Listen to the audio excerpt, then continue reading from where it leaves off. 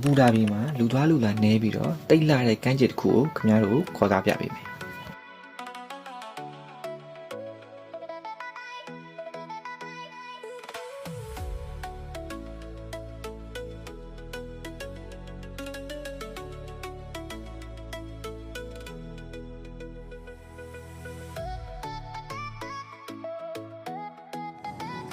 ဒီကတော့ဒီ public နဲ့ private beach ဆိုပြီးတော့နှစ်ခုခွဲထားမှာเนาะဒါက public သွားတဲ့လမ်းဒါတွေလည်းအကုန်လုံးလည်းဒါ private တွေပဲရှေ့မှာလည်းကျွန်တော်တို့ပဲသွားနေတဲ့လူတွေရှိတယ်ဒါပေမဲ့ကျွန်တော်တို့ရောက်တဲ့ပဲသွားတာပေါ့เนาะဒီဘက်ကတော့ဆက်လောက်ကြည့်တော့ရိုးရှင်းမနေပေါ့เนาะနည်းနည်းလေးဝေးတယ်လမ်းလျှောက်ရတာဘတ်စကားကနေပြန်ထွက်လာမှဆိုရင်သူက private beach တွေများနေတဲ့ခါကြတော့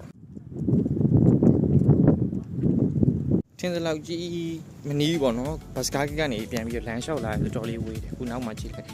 ညနေ6နာရီရှိပြီနေအောင်ဟိုပေါ်မှာပဲရှိနေတယ်ဆိုတော့ဝေးသေးတယ်ပေါ့နော်ကိုကတော့ချွေးသေးတဲ့ထွက်နေဆိုတော့ကမ်းခြေထိရောက်အောင်လမ်းပြောင်းလျှောက်လိုက်အောင်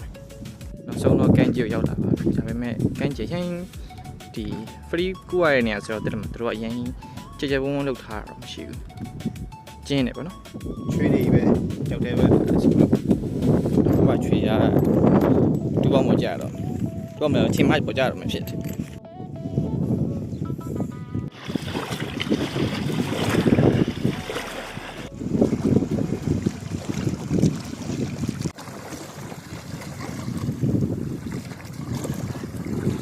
ကဲခုရောက်ရှင်နေရောက်ပါပြီ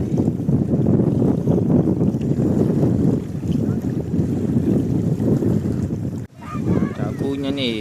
6နာရီခွဲနေပြီပေါ့နော်နောက်မှ6နာရီခွဲနေတော့ကြည့်လိုက်အောင်နေရာဟိုမှာပဲရှိသေးတယ်ကြာသေးနေလုံးအောင်